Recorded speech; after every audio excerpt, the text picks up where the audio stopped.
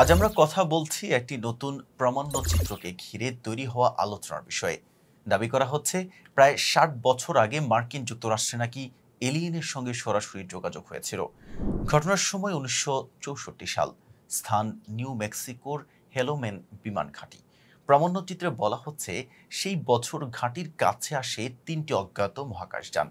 একটি নেমেও পড়ে মাটিতে, আর সেখান থেকে নাকি বেরিয়ে আসে এক এলিয়েন।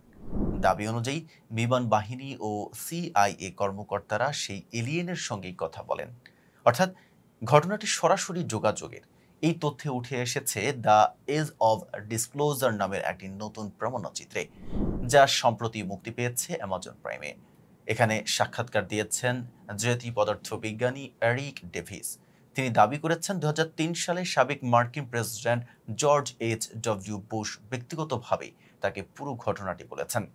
বুশ পুরো বিষয়টি জানতেন, কারণ তিনি প্রেসিডেন্ট হওয়ার আগে সিআইএ এর পরিচালক ছিলেন। আর তার প্রেসিডেন্ট মেয়াদ শেষ হওয়ার পর নাকি তাকে এই ঘটনাটি জানানো হয়। এরিক ডেভিসের দাবি, বুশ তাকে বলেছেন ৩টি মহাকাশযান ঘাঁটির কাছে নেমেছিল, একটি অবতরণ করে এবং সেখান থেকে বের হওয়া এলিয়েন সামরিক ও গোয়েন্দা কর্মকর্তাদের সঙ্গে কথা বলেছিল। বুশ নাকি পরে এ ব্যাপারে আরও তথ্য জানতে চেয়েছিলেন, কিন্তু তাকে বলা হয়েছিল আপনার জানার প্রয়োজন নেই। ওই প্রামাণ্যচিত্রে হাজির হয়েছেন পদার্থবিদ হেল পাথোফো।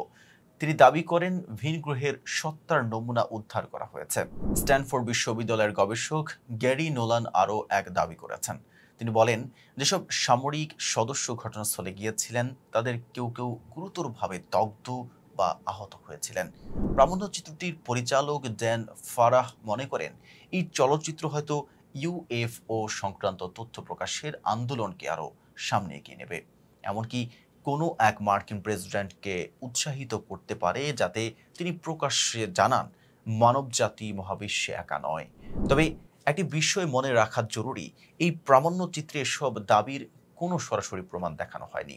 নিউ ইয়র্ক পোস্টও জানিয়েছে প্রমাণ ছাড়া এগুলো এখনও শুধু দাবি মাত্র। তবু প্রশ্নগুলো থেকেই যাচ্ছে, সত্যি কি এলিয়েনের সাথে যোগাযোগ হয়েছিল, নাকি এটি শুধু গল্প? এতক্ষণ সাথে ছিলাম মেহেদী হাসান। ফেজ দ্য পিপলের সাথে থাকার জন্য ধন্যবাদ।